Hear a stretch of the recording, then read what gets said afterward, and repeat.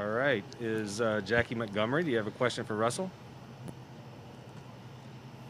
Sure. Hey, Russ, when you're looking at Arizona, what stands out to you with the secondary with Buda Baker back there? Well, man, Buda Baker's one of the best players in the game. And, I've gotten to know him a little bit, just different experiences watching him at University of Washington, and then at the Pro Bowls and stuff like that, and just playing against him. He's a terrific player. He brings so much energy to the game, and he can make so many plays. You got to know where 32 is because he can make a lot of plays, and I got a lot of respect for him how he plays the game. What challenges in particular stand out to you with him? Well, I think he's a phenomenal tackler. He knows how to get the ball. He knows how to make plays. You guys saw the game the other day about how he knocked the ball out and made a couple plays, made an interception. Just he's all over the field. He's the epitome of what you want on a teammate and player in terms of how he plays so aggressively every play, and just he's definitely a special player. Thank you. John Boyle. Yeah, Russ, you've been involved in the campaign to get everybody voting and everything. Why was that important for you this year? Well, I think it's so important to vote because I think that one it's a privilege and an honor to be able to, and a blessing to be able to. Meaning that for many years blacks weren't able to vote. Even women weren't able to vote for so long, and just so many people fought for the opportunity to be able to vote. I think also too is it's important not just to it's important not just to vote. I used to think, just to be honest with you, I used to think, well, maybe just vote for the president part of it and just do this part of it. And as you grow older and as when you're 18 years old versus 31 years old, you start realizing that the local part of it matters so much too as well, the state part of it. So it's important that we continue to push the idea of voting and the significance of it. And Sierra and I were able to do our vote and ballot 2 nights ago, and so I think we're turning that in today, this morning. Sierra is, and so it's it's an exciting time for opportunity and change and just growth in our country. And I think it's hopefully we can make a difference in this world. And that day, you guys end up canceling practice and getting everyone registered. Just what was that day like to know that you're getting every single player on the team signed up? Well, it was so cool to get everybody signed up and everybody part of it. And I know, we're part of. I'm a voter. That whole campaign. It's been a blessing to be a part of that too for Sierra and I and the team too as well. And so, just getting everybody registered, it's an accomplishment, to be honest with you, because a lot of people don't. Just to be honest with you. And so I think that's been great for us as a team. We're stepping up and just trying to do our part. And I think too, it was such an emotional day. I think about just all the conversations, all the things that we talked about, and just growing as men and growing along the way in the process. And I think that was very educational too for all of us, to get to know each other, but also get to know the situation and what we need to do as a whole collective team together. Mike. Hey, Russ, I want you to hop in a time machine with me real quick. Yeah. It's 2014. It's 20 what? 2014. Okay. Preparing to play the St. Louis Rams. You're watching film, and you see number 99 for the first time, Aaron Donald. What are you thinking? Oh man, Aaron's. I played Aaron when I was at NC State, actually, I believe, and he was. I think he was a freshman that year, and I noticed how special he was. So I had kind of gotten a glimpse of him before, I believe, and then watching him throughout his career, and just back then when I'm sitting in the film room, going back to that first time we got to play against each other, he was just a special player. It's really phenomenal when you watch somebody who can be a 3 technique and cause as much havoc as he causes. It's one thing if you're a defensive end on the edge and everything else, but it's another thing when you're in the interior defensive line and you're the main problem, And so they had so many guys back then. I think about that team, that defense. It was one of the toughest defenses I've ever had to play against, for sure. I know you respect all your great opponents. Is there any player you maybe dread playing least, or you dread playing more, than Aaron Donald? I think Aaron's one of the best for sure. I think one of the best players I've ever played against. I think Khalil Mack's another great player. There's been some great ones for sure. I've played against, Charles Woodson, and the Champ Baileys of the worlds and the kind of guys like that. Those were amazing times when you think back to it and realize those are going to be some of the best players to ever play this game. I think back to also one of my favorite moments is thinking back to my rookie year when I got to play, Navarro Bowman and those guys too as well. And I just remember how fast, Willis was and Bowman, just how they could make so many plays. I mean, those are some of the toughest teams we had to play in that defense in particular. Thanks. Yep. Jen? Russ, a lot of growth takes place between year 1 and year 2. What kind of growth have you seen in Kyler Murray? Well, I think Kyler's been special since he came in the league. He's made so many plays, but I think he has so much command. Obviously, being around guys like Larry Fitzgerald and how special of a player that he is on the field and how he can make plays. Guys like Hopkins and they got a lot of players that can really play. Drake, Kirk can play too, and so he's a phenomenal football player. He can really throw it. He can spin it. He can run around. I mean, he's quick as a cat. He's just moving around like crazy. I got to know him a little bit through the draft process and got a lot of respect for him and his competitiveness. And we're gonna get to play against each other for many years, and it's gonna always be a lot of battles. So. I'm proud to see just his work ethic and success, and doing it for the shorter guys. But he's been special for sure. Greg Bell? Hi, Russ. What's your relationship and interest in Antonio Brown? Well, you guys know that. I've been I got to know him over the past 4 or 5 years. 5 years I would say. We spent a lot of time together in California and just throwing and stuff like that, and been around each other on different shoots and stuff like that. We've been around each other. I think the reality about Antonio is he's one of the best players to ever play this game. Obviously, I think that he's always been a special player in terms of the field. I think, and the reality is with Antonio, he's had some tough moments in his life. Especially as of late, and I think that he's gone through a lot of things that he wishes he could take back and do and just not say or whatever it may be. But I think that he's a special player for sure. I don't know what's going to happen with him or not. I don't know if if it's how serious it is us getting him or not. But I do know that, obviously he can play some football, and I think that's the thing. It's just I've developed a relationship personally with him, and just not everybody's perfect, and I think that's just the reality. None of us are, and so hopefully he gets to play football again. Can you explain a line between what you stand for as a person and what you'll accept as a teammate? In terms of what? What do you mean by that, Greg? Personal conduct off the field, with the law, with law enforcement, with all the litany of things he's gone through with 3 teams in the last 18 months. Is there a line that you draw, or is it just win on the field, just win, baby type of an attitude? You guys know me better than that. I think you know me better than that, Greg. I think ultimately, I think that he's obviously made some mistakes along the way. I think that I think there's been a process for that, and he's had to deal with it and go through it. And I pray for anybody, honestly, that goes through anything. And that's just me. That's my nature personally. And I never wish anything bad on anybody. That's just kind of me. And I think that with Antonio, I think that he's gone through this process. I know he's gone through so many things throughout the NFL process and everything else. And I don't know the whole full process of it all, but I do know that hopefully he gets to play football again, and hopefully he gets a second chance just in his process. Thank you. AJ? So Russ, about half hour or so ago, found out you guys will be playing on Sunday Night Football instead of the mid-afternoon game. Not that it changes the preparation at all, but what's your excitement about playing under the lights again? I think you guys have a ridiculous number of primetime games this season. Yeah, I mean, I think that through the process of playing this season, and throughout all the years, really, we've had some amazing games, amazing battles, and some great, players on our team and stuff like that. And I think that, when you have success, and win and stuff like that, a lot of people want to see you play, I guess. I don't know. But, I know that it'll be a great matchup, NFC West game. They got some great players on their team, some of the best players to play this game, kind of thing. And we do too. And so it'll be a great matchup, and looking forward to it. I never really worry about what time the game is. I just, when the ball snaps, it's time to go play and try to go win a game. And so hopefully we can do that. Joe Fan?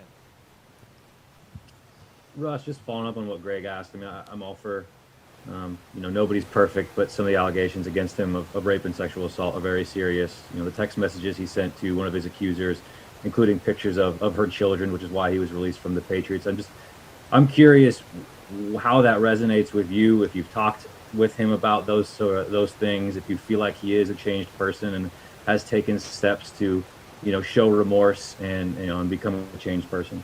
I think Antonio definitely has taken those steps in the process, and like I said, nobody's perfect. From the conversations I've had with him, he's really been remorseful and just he's been humbled, along the way. I really, and like I said, I pray that he can continue to grow just like anybody, and all the stuff I'm not into that, what I mean, in terms of knowing, I wasn't there or anything, that process, that part of it, but knowing, what I know of him and the times I've been around him, and that, I try not to judge people, and I think that along the way though, I think it's important that no matter if he plays football ever again or not, I think it's important that, that he's surrounded around the right people. I think he's surrounded around, whether if he's here or anywhere else in the world, I think it's important that anybody, is surrounded around the right people along the way, and hopefully he can grow in that process. Corbin? Hey, Russ, I know it's early. It's just been 5 games. It's a long season, but this offensive line has been terrific so far. Even when you guys have had to play some backups like Jordan Simmons and Jamarco Jones, haven't missed a beat. From a talent and depth standpoint, where does this line stack up with other groups you've had in front of you? And would it be accurate to say that maybe this group has already positioned itself to be the best that you've had in front of you in your career? Yeah, I think the guys have been doing great. I think, they've done a tremendous job protecting and just, blocking for us. And I think the addition of Shell has been great. He's done a tremendous job. I think, with, obviously Dwayne has been so special ever since he's gotten here. I think Ethan Posick has really stepped up along the way. I think we've done a tremendous job. D. Lou has been an amazing rookie. He's come in with a great focus and, detail and preparation for the game. I think Mike has been unbelievable his whole career. And just to have such a solid group of guys that are so focused every day on the preparation part of it and playing at the highest level, I think it's been really cool to watch and be a part of. Art?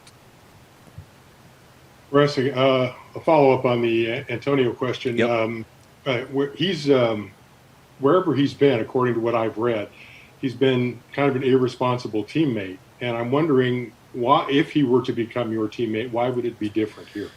Well, I think, I've had some of the conversations, with other, I've had some of the conversations with other teammates and stuff like that, try to get to know him. Obviously, there's been some situations where, I think that he wishes he didn't say certain things or this or that. But I think that, I think along the way, most of the conversations I've had with most of his former teammates and stuff like that said that, he worked hard every day. He came ready, and I think he had a bad year or two there, a couple of years there, where kind of it didn't go the way he wanted to. I think that with our culture, I can speak those on us, and how our culture is. I think, with Coach Carroll, I think with the teammates that we have, the men that we have, and the growth. I think it's, if he does play football, I think this is a great place if he does play again. I think this is a place that he'll grow a lot as a man too, as well. And I think that, we're going to continue to, try to help anybody who walks in this locker room. As you guys know, if we have we've had other great players here and stuff too. And I think that's just part of our culture, is trying to help people and be along that way. And, and so I think it's not just about the games. It's not just about winning, and stuff like that. It's also about, developing and talking and growing as men and just learning from our previous, experiences and everything else too as well. And so I think that's the part of the thing. And so, and hopefully if he does come here, hopefully he can be a great teammate with us and for us and be along the way. If not, then we got a lot of great players, and we got some guys that can really make some great plays too as well. I mean, we've been doing that all year, so it's been exciting for sure along the way. Jessamine. Hey, Russ, you guys got a division game on Sunday night now. Mm-hmm. The division as a whole is highly thought of across the league. Everyone kind of considers the NFC West cream of the crop. You're at 5-0. You've got Cardinals and Rams at 4-2 right behind you, and then San Francisco with 3 wins. What are your thoughts on the strength of the division this year? I mean, every year, I think ever since I've gotten here in 2012, it's been battles with every team, every kind of matchup we've had in NFC West, and so it's nothing new, to be honest with you. I think that it's great to be in a great division because every matchup, every game is a close one, every game is tight, every moment is tough, and I think it'll be.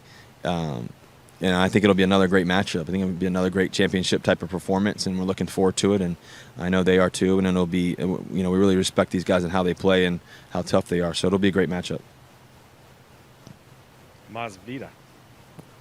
Hey, Russ, just more on the leadership process. How does a young quarterback, when you look back, like Kyler Murray, like Patrick Mahomes, how do you evolve as a leader without pressing?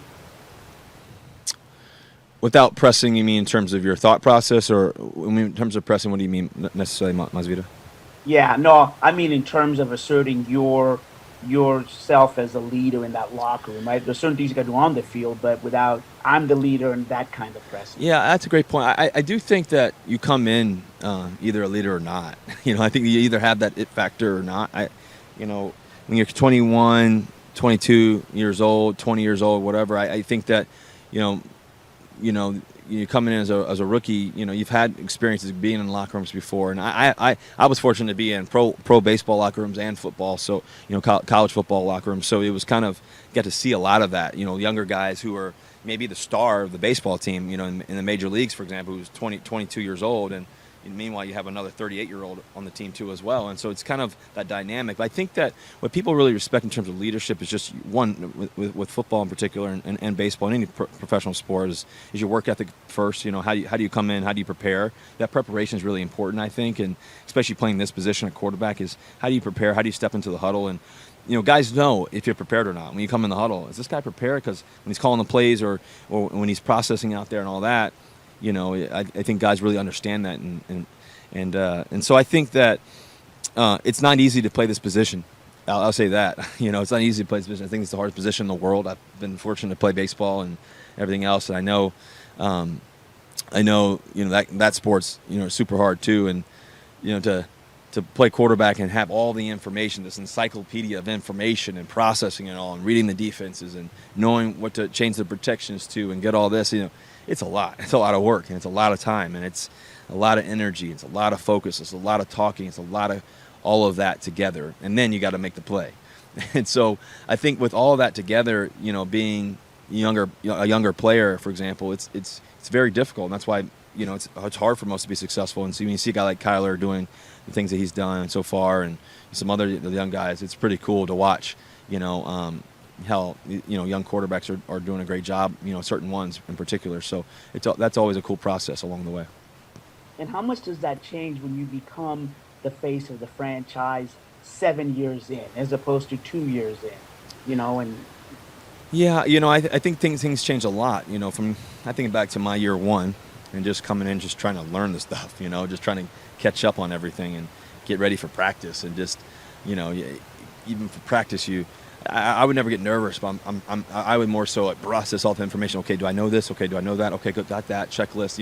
You walk kind of down the list every play. Okay, I got this play, and then as you grow, I think from year two, year one to year two, like you know that you can do this. Okay, let's go do it. And then year three all the way to year 9 now, it's a different perspective, and that perspective now is more so of, okay, how can I feed into everybody else as much as I can? And I think that really starts happening around year 5, especially playing this position, and year 4 of, okay, let me teach everybody else, let me talk to everybody else, let's talk about this, let's draw up this, let's think about this.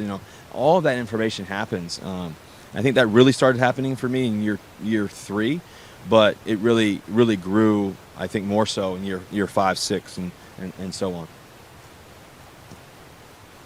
Brady? Hi, Russ. There's kind of this big mystery as to what's going on with Josh Gordon, and something like the Seahawks are just as in the dark about what's happening with his reinstatement as everybody else is. I'm just wondering if you've had a chance to talk to Josh lately. I've gotten a chance to talk to him. I text him, every week or every couple weeks or so, and he's always rooting for the Seahawks and stuff like that. So I don't know the process. I don't know where that's at right now, honestly, in that whole situation. So just praying that he's doing okay and along the way, and and I know he's been working out and all that too. Thanks. Yeah. Tim Booth? Hey Russ, all this conversation about Antonio typically means that an offense is looking to add something, or in this case, add a receiver. But you guys have the fourth best passing offense in the league. Now you're leading the league in scoring offense. Does this offense need to add something? I think we've been great all year. I think that I think you're always trying to look to say how can we get better? How can we get better in every way? There's more touchdowns. There's more things. What can we do? I think you think about the Chiefs, for example, right? I mean, how their process goes and how they just added Le'Veon, I think, right? Right? Did they get that right? So they just added Le'Veon, for example, and I think that I think that's part of the process. This is professional sports. This is this is same thing, the Lakers and, the Yankees and all these different teams, the reality is that, it's part of the process for anybody on offense, defense, special teams, any team, they're always in that process. And I think that's the process that we've always been in, I think, along the way. Thank you, Russell. Yeah. Thank you guys. Go Hawks.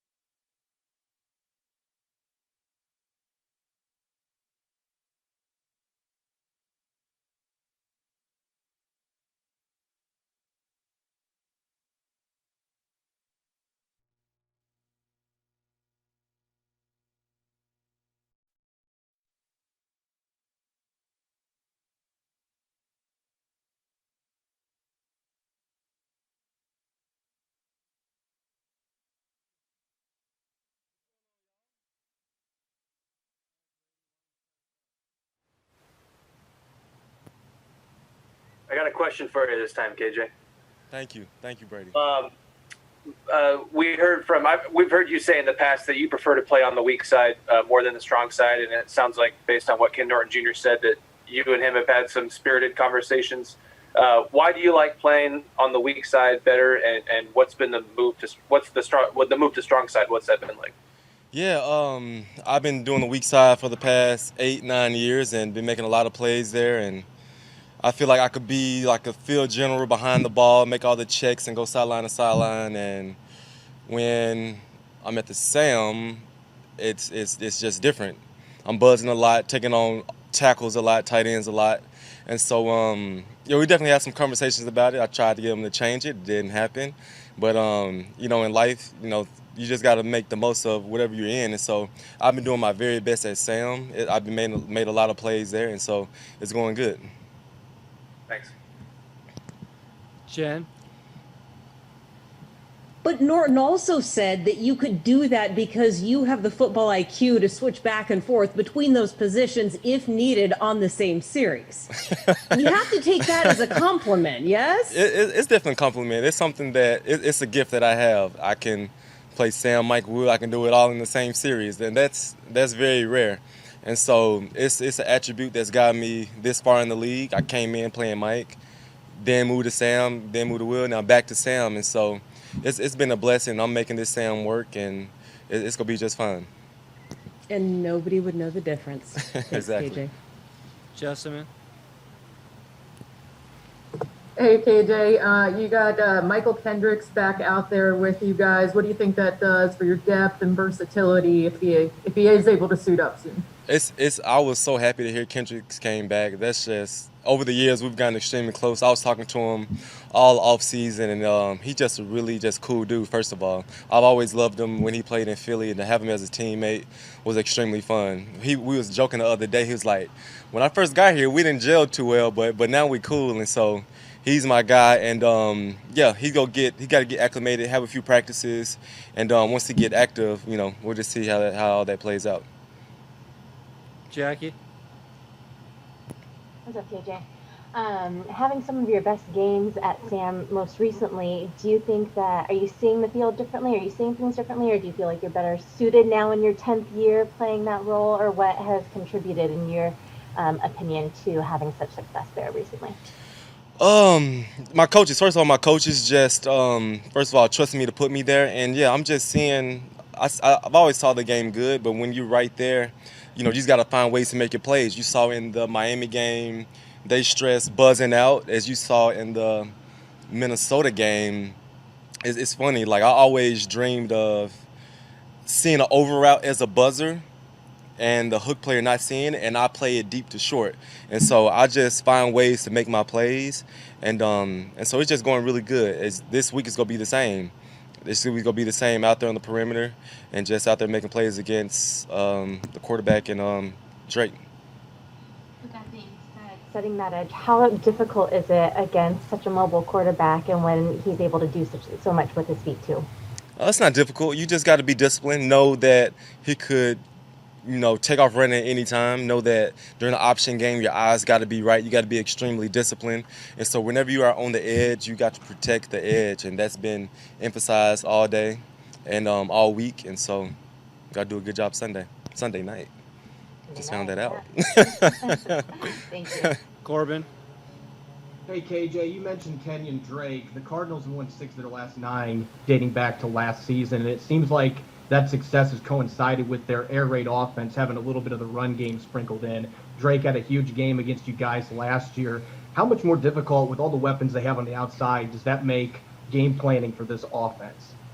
Yeah, it always starts with the run game, and their pass game is a complement of their run game. They could, they do the fake runs through the bubbles, fake run through the jailbreak, and so it's going to be a lot of this going on Sunday night. And so we got to stop him. He had over 100 yards against us last season we played him. I think he had 100 yards against the Cowboys, and so extremely talented player, but we got to make sure we're disciplined right here. And so the perimeter game and the vertical game, we got to make sure they take care of itself. Thanks. Curtis?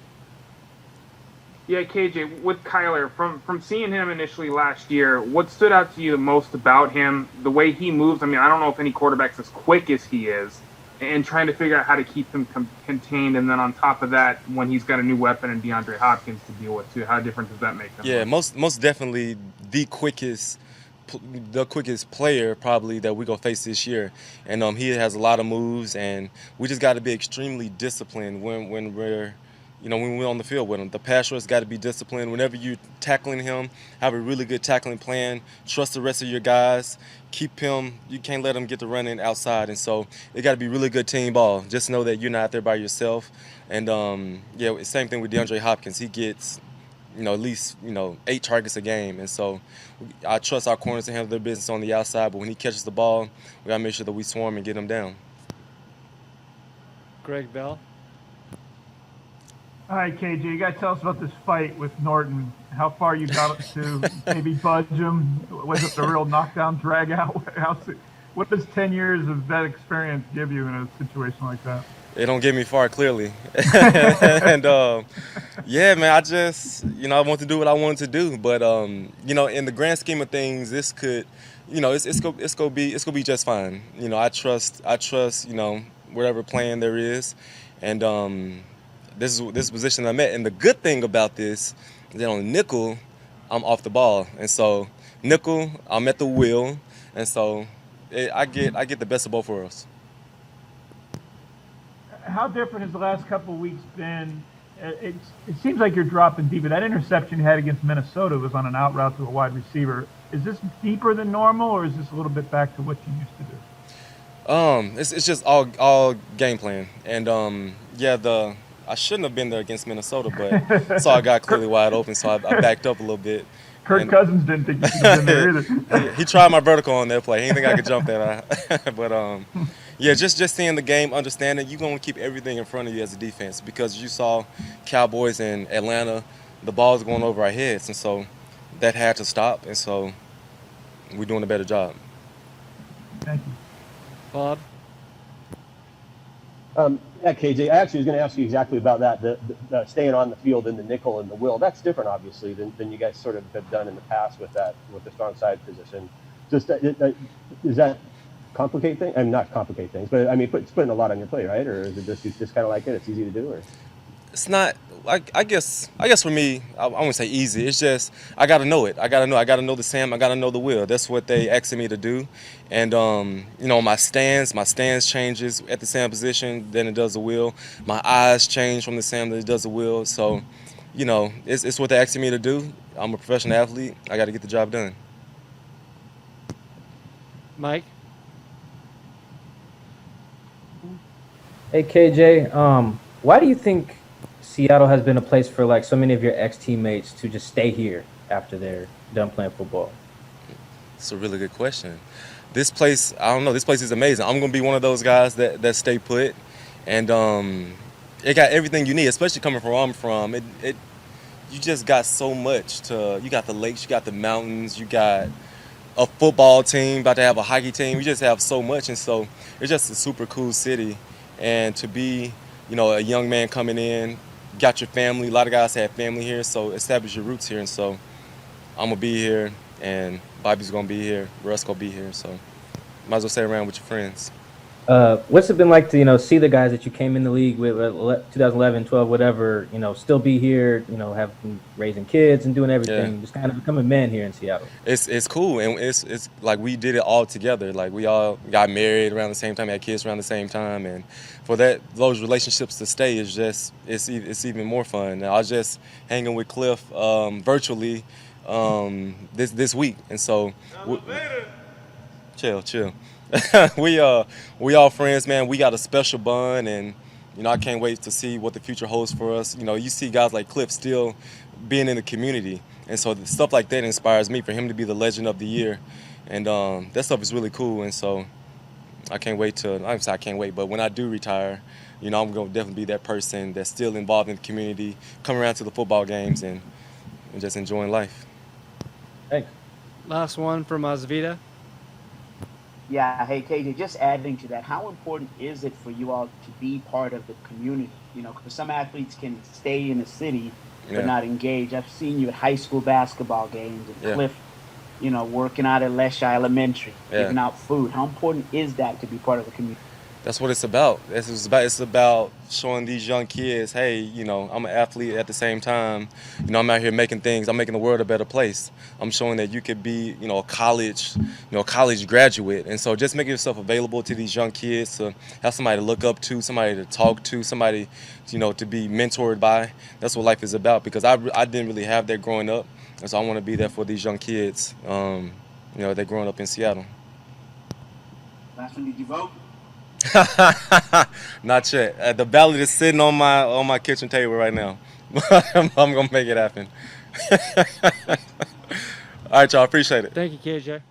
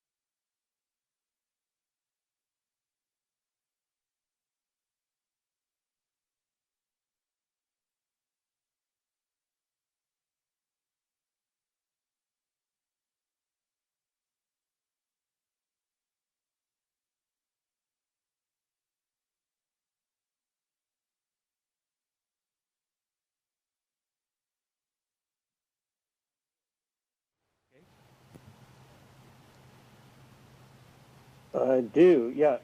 DK, I know last year they had Patrick Peterson on you quite a bit. This year you had Gilmore shadowing you for a game. Just what is that like as a receiver when another team, a team's putting their best on you because they feel like you need to be taken away or at least attempted to? In my mind, I feel like I must be doing something right, but I know it just opens up the offense even more for guys like Tyler, Freddie, and Demo just to really show what they can do.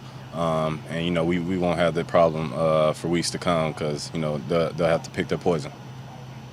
Are those pretty fun battles when it's the same guy throughout a game? Oh yes, sir. Because he studied me, I've studied him, and it's just a big matchup that we're gonna see who wins. Jen? Shadi has praised your willingness to make adjustments in the season, add things to your game and to your routes. How do you decide what you're focused on and what you're adding during the course of the season or a week? Just first off, being a leader, just stepping up, and just filling a void, anytime I see one needed at practice, whether it's hyping somebody up or making a play or just trying to coach somebody up on the side. I know Tyler really instilled a lot of wisdom, Russ as well, in me last season and the beginning of this season. So I feel like it's my role to just try to step up and just try to fill any void or anything needed in the offense or on the team. Mike?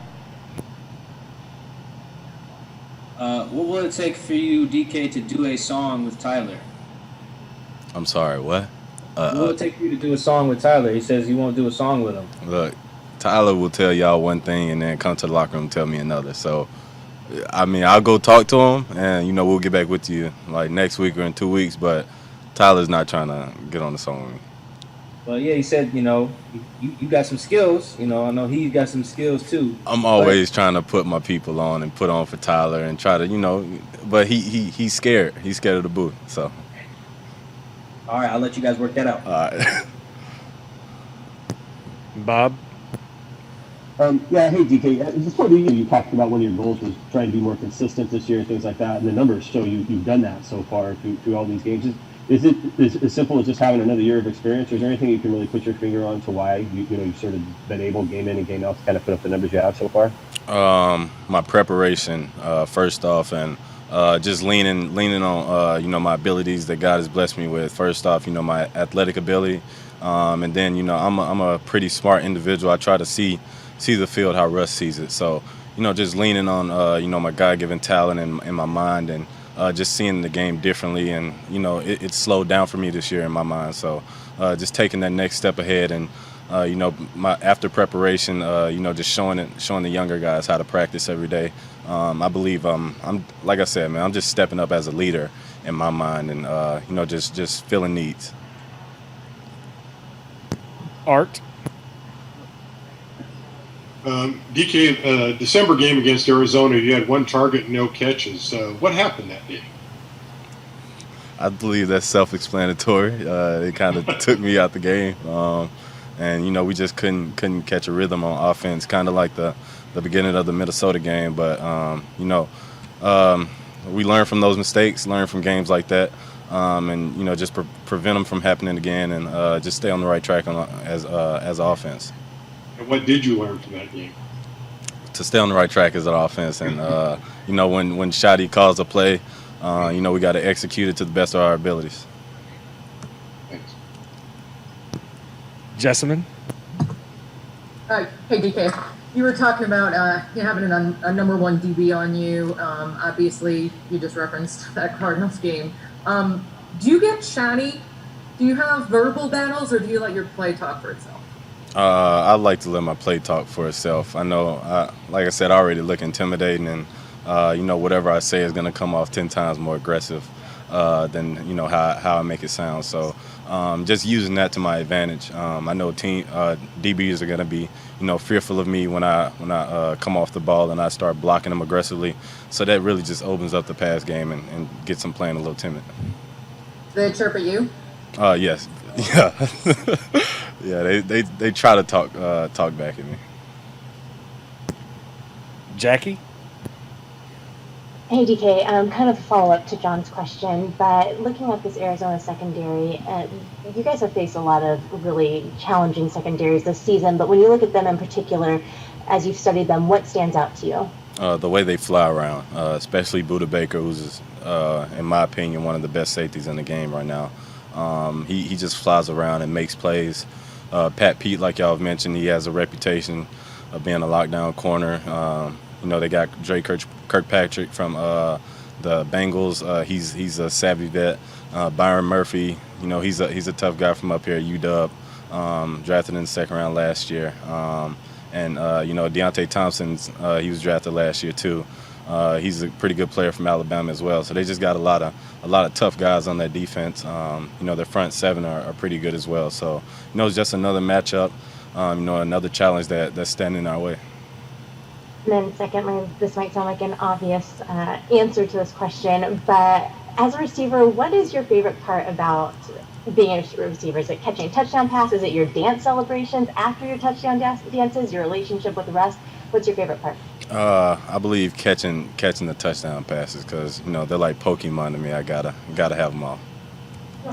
Do you have all the Pokemon? Not yet. Still working on it. Curtis. DK, have you watched DeAndre Hopkins much, like studied him? And if so, like what stands out to you most about his game? What do you appreciate about seeing in the way he plays? And are you looking forward to connect with him at all this weekend if you haven't done so previously up until now? Yes, sir. DeAndre Hopkins' game is very unique. He doesn't have many moves off the line, but he's feared by a lot of DBs by how he plays so hard. And once he catches the ball, he's always looking for the yak and the contested catches and traffic that he makes. I mean, I watch his film. Russ was showing me a few plays from him and Deshaun Watson when he was with the Texans. He's just a dog out there on the field. When the ball's in the air, it's always his. So his mentality, I believe, is what separates him from a lot of receivers. Ben? DK, I've heard that you were quite the basketball player and track athlete as a leaper back at Oxford High School. Were you always leaning towards football, or was there ever a point where you thought maybe I should try for the NBA or take this track thing as far as that? Thank you for recognizing my track and basketball skills. I appreciate it. No, but I've always loved football. In the 9th grade when I received my first scholarship, I know what direction I was going. Of course, there were times where I wavered. Yeah, I wanted to, go to the Olympics one day, or I was going to try to play basketball. But at the end of the day, I had to be honest with myself and know that I wasn't called to play basketball or run track. I was called to play football and, do bigger things, past the football field. This is just a stepping ground for me, a platform for me to just express the type of person that I am. So, God blessed me to be here. And this is one way that, I get to reach a lot of people. And just lastly, would you consider yourself the best basketball player on the Seahawks team? I know Bobby, people like that, come out and say, "Oh, I'm the best." Do you think you're the best? For sure, hands down, I'm the best. Yes.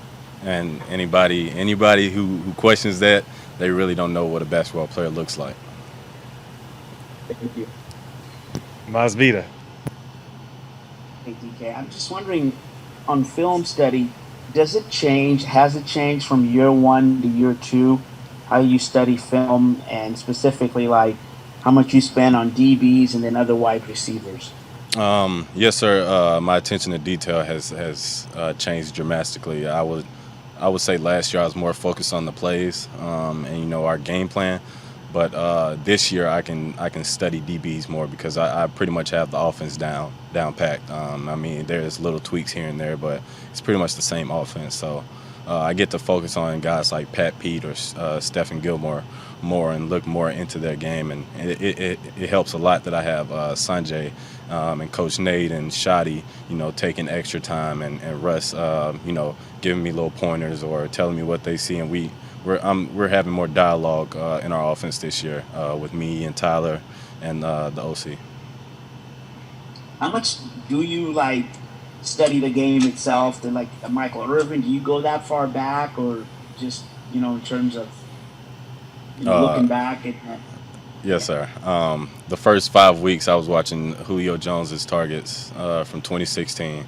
Right now, I'm watching Calvin Johnson's targets from the year of 2012 when he set the record for receiving yards. So just seeing, and actually in that 2012 year, Pat Pete shadowed him in a game where the Cardinals won, but they battled pretty hard out there. But just me looking up to guys like that and just seeing the nuances of their game and just trying to see how can I get better each and every time. Thank you. Greg Bell. Hi, DK. How's Patrick Peterson's Wolf game on the field? His what? His Wolfen game, his talk game. No. During plays. We're gonna see about it Sunday. Last year he was a lot of vets tricked me into not talking. They was trying to be my friend, and then they punked me sometimes. But this year is different. So we'll see Sunday. You mentioned Masvita asked a question I was going to ask. the leadership role you're taking at age 22, is it mostly a product of you just being more comfortable in your surroundings this year? How much more comfortable are you? I believe it's just me being me. A lot of guys just draw towards me because my personality, and I'm a world-class competitor in my opinion. So who doesn't like to win? If you're surrounded by people that like to win, they're gonna gravitate towards you. So as you can see, we're 5-0 right now, and this team likes to win. We're just gonna continue to do so and just lean on one another. But I would just say my competitiveness draws a lot of people. All right. Thanks, DK. Thanks, everyone. That's it Russ for for today. MVP.